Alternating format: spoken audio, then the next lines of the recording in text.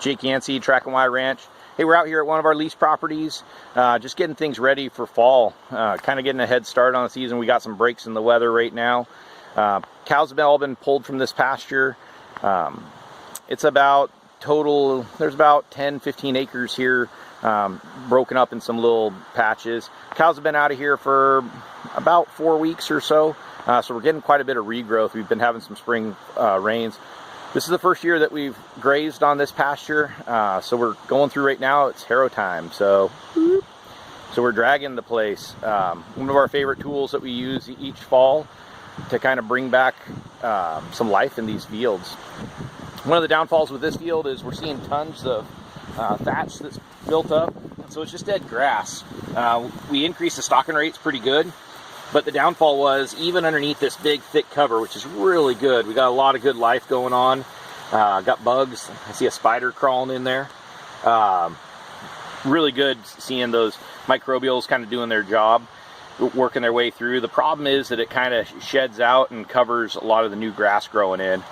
So try to break it up the first time come through. One of the other things is our cows do a really good job recycling. So they take the grass in, and ultimately they take a lot of grass out. The downfall is, as you can see with each one of these piles as they lay around, is grass doesn't grow through them readily. So, and there's a lot of nutrients there. So one of the ways that we spread that out is we're using a cast iron diamond harrow right here. This is not your normal chain harrow style. You'll see it's got these big cast iron lugs on it. On one side they're about 1.5 inches. On the other side they're about 3 inches. They'll give you a little look at those. Each one of these weighs a lot more than your standard chain harrow that you'll see at any of your small tractor supply stores. The big things we like about this is really durable, really lasts. The other thing is it does dig up a lot, really scratches up that ground.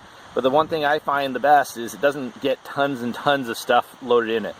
This is normal, but sometimes those chain harrows will completely fill up, just kind of like a comb if you're brushing your hair. So as you can see, here's the pre-product. So we got our cow pie in here, and it's all ready to be broke up. But there's a lot of good nutrients in this that we're going to be able to spread out. And just behind the harrow, you can kind of see the final product of this. Does a really nice job. So you can see this nice little trail that we're working on here of manure that's all spread out. So these nutrients are now spread out.